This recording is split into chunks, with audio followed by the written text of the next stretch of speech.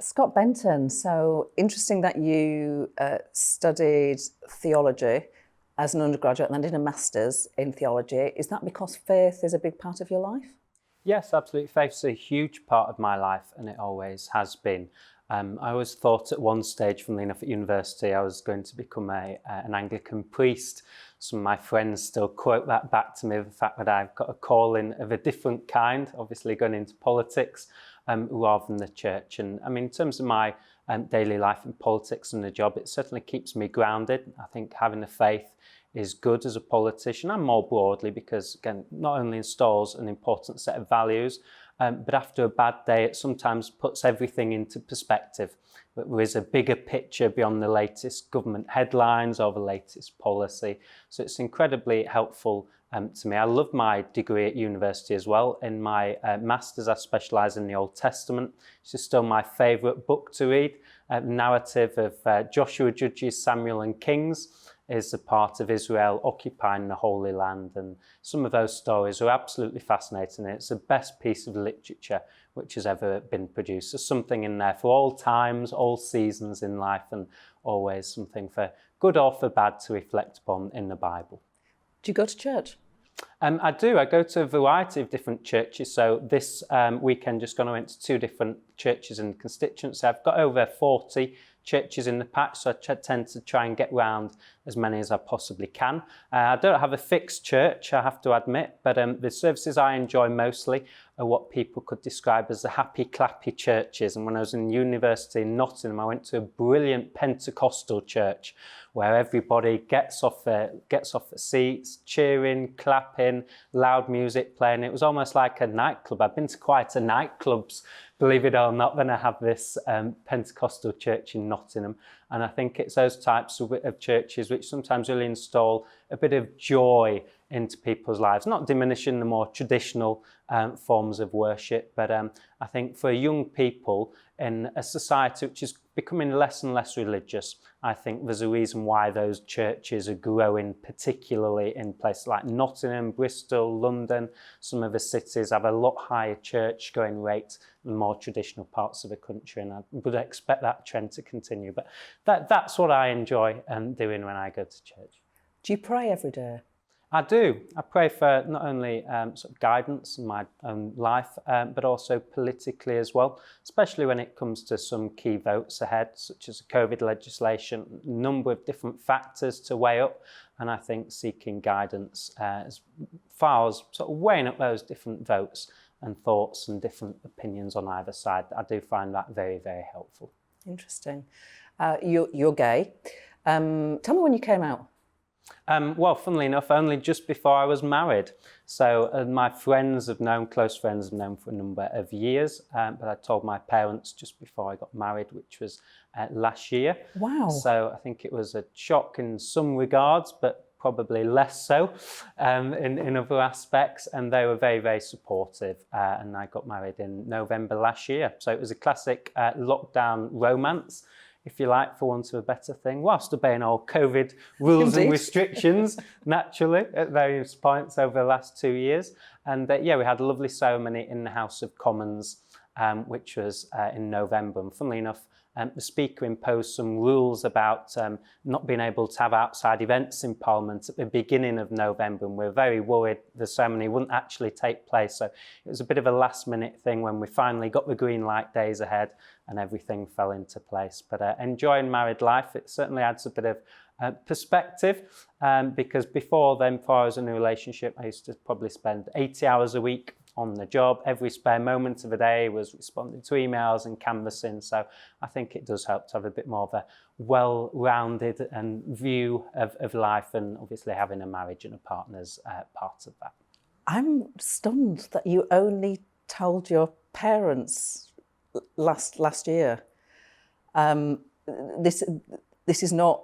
You tell me whatever you want to tell me, and if you tell me it's none of my business, then that's fine too, because it's not the point of these interviews to make anybody feel uncomfortable about what they do and what they don't want to say. But what did you wrestle with coming out?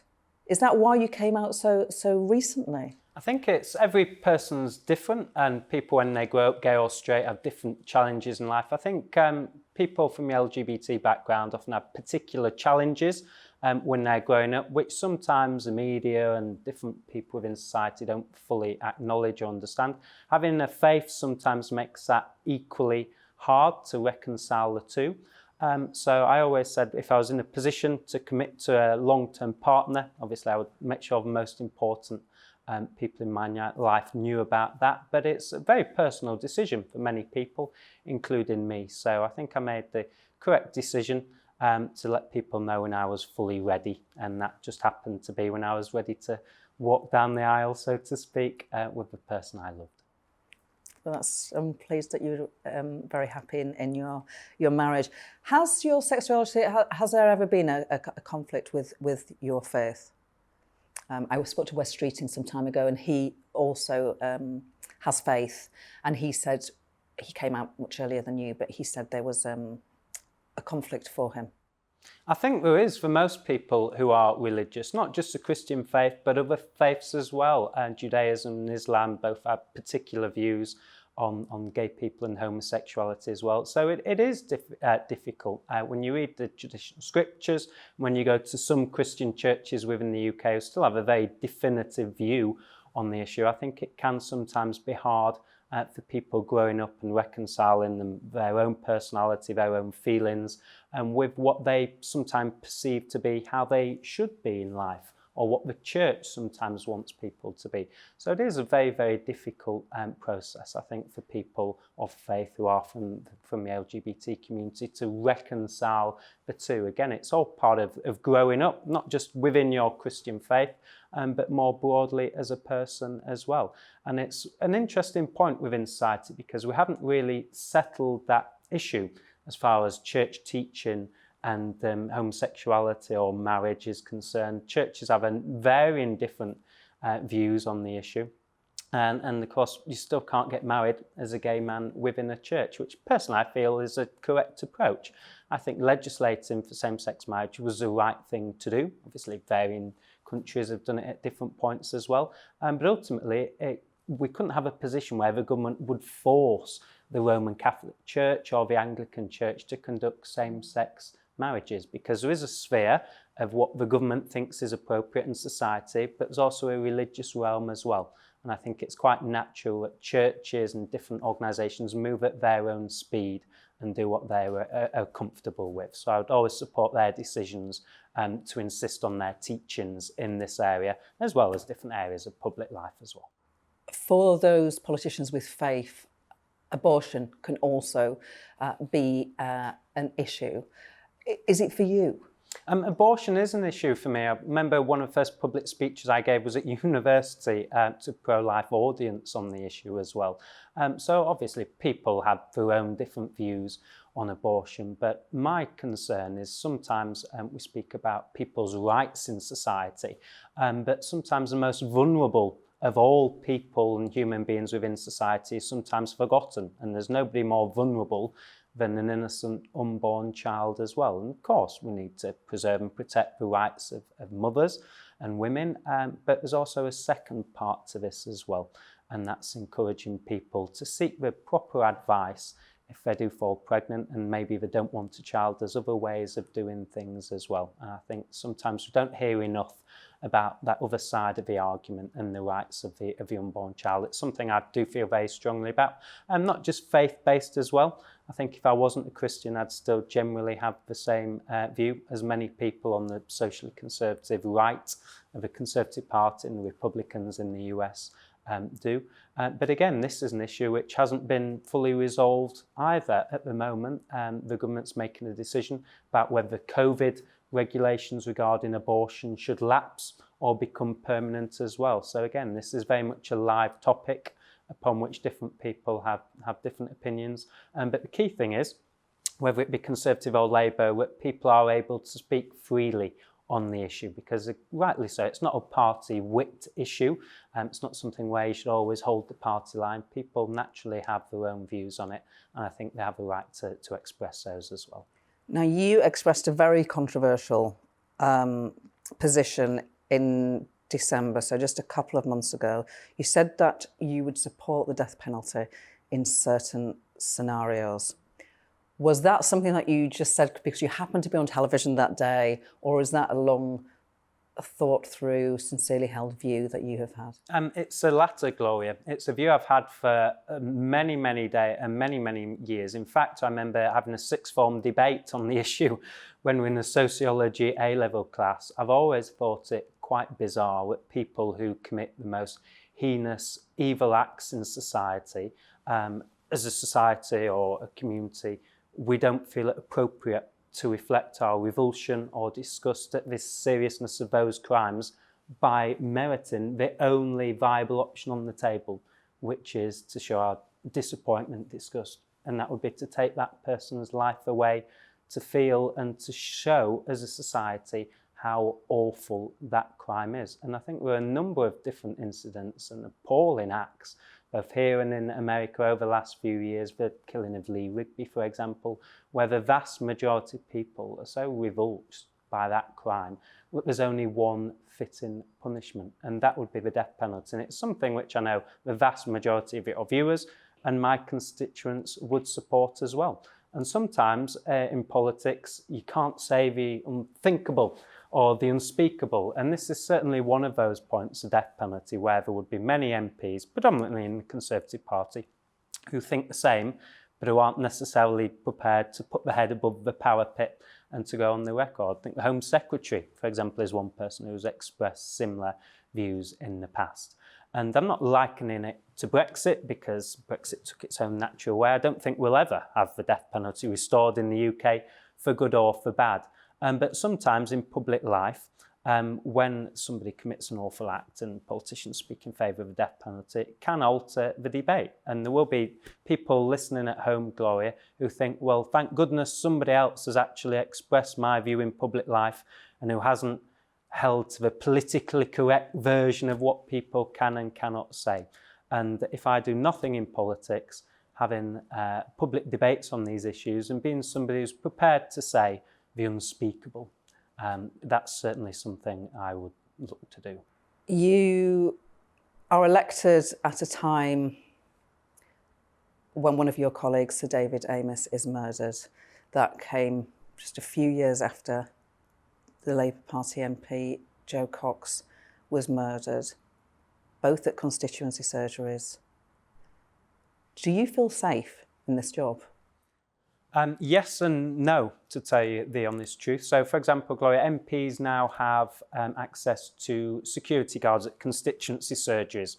So I've had some of those when I've been at Asda or local supermarket precincts or wherever, and rightfully so, because we are in the public profile and people hold different views, especially when there are contentious headlines and stories in the press and people want to rightly expose those and give themselves a platform to have those views. Having said that, I think the level of vitriol and opposition MPs face, fueled in a large part by social media and some of the press, I think has got to a point where there will be MPs who ask themselves, do I really want to be in this job anymore? Do I want to receive the abuse on social media, in the mailbox? I do, week in, week out. And just to tell you a story which happened on Friday, so only last week, I was out knocking in on doors in the constituency like I do 2 or 3 times a week, and one gentleman came to the door, had the usual full and frank conversation with a few swear words. And normally, a few years ago, that would have been it. The door would have been closed, he would have gone inside, and that was it. Well, that gentleman followed me and my team down the street, shouting abuse with a placard. And when we were speaking to people on the doorstep, he got up to members of the public, don't trust these men, don't trust these people. And he was extremely violent and aggressive. And you could tell whether or not he had something going on in his life, who knows. But it clearly wasn't a person who was at ease with himself or indeed society. And in the end, I had to call the police to come and have a word with this gentleman because he just was not leaving my team and I alone. And we did feel threatened. He was extremely intimidating, and you could have easily have envisaged a scenario where that position or situation would have moved on to become something very, very different. And if I say that's the second time in 6 months when my team and I had been out canvassing and we've had to call the police because somebody has been extremely rude, violent and intimidating and has followed us down the street for a number of 10 or 15 minutes, shouting abuse, and who hasn't left us alone. That gives you an indication of the level of opposition MPs face when we're going about doing our daily jobs. How quickly did the police get to you on both those occasions? The first time, which was September last year, about 5 or 6 squad cars came within about 10 minutes. So it was quite an incident. It was about 20 minutes on Friday before the police arrived. It was 2 PCSO officers, and a lot can happen in 20 minutes for good or for bad. So that was a bit concerning. And I do know from speaking to other colleagues, people have encountered this on the doorstep as well at surgeries. It's not just one story from one individual MP. And I'd like to think I can handle myself. I grew up in a tough working class environment in Yorkshire. So I don't mind knocking on doors in the most difficult of places within the constituency and having full and frank conversations with people. But there becomes a stage when people follow you for 15 minutes and are violent and within 6 inches of your face shouting abuse when that does become too much. And that's my concern going forward, not just around social media, not just around the highly charged debates, but we have to strive as a society to have fruitful and difficult conversations politically, but to do so in a position where members of the public don't come up to MPs in that manner, because nobody deserves that. What should happen to those people that do threaten MPs? Well, we've got different Acts of Parliament going through at the moment around online safety. I think there's far more the government need to look at in terms of a political debate. I'm never one for censorship, but there becomes a point when certain people from often anonymised accounts are spreading hatred, bile and abuse. I think that does need to be tackled. And I think we have to make it clear and strive to, especially following the tragic events, not just of Joe, but of David as well. The government have to make it clear that MPs need to be properly protected and they need to be able to go about their jobs as public representatives and sometimes say controversial and difficult things without being placed in a threatening position. How could you be better protected, finally? Well, I think the Speaker and Parliament have done everything they reasonably can on this position, on this point. And let's not forget, there's only so much you can do. If you want to be in a safe seat and lock yourself away in an ivory tower and just go to a couple of market events every year, then obviously the risk to you is far less. If you're in a marginal seat like me and you love your community and want to go out and meet people on the doorstep, because when I stand up in House of Commons, I say, people of Blackpool want this. Well, how do you know if you don't go out and speak to people? So for people like me who sometimes are in a more difficult and dangerous position than colleagues who don't have to be as proactive, I think we do have to look at some elements of security again. And there's going to be difficult questions and debates around the taxpayer and what's reasonable to support that. But at the end of the day, what price democracy and what price protecting those who are in the public domain fighting for constituents' rights. So I think that's something which will obviously move on and people have different thoughts on that, but we need to have a debate in Parliament on that issue.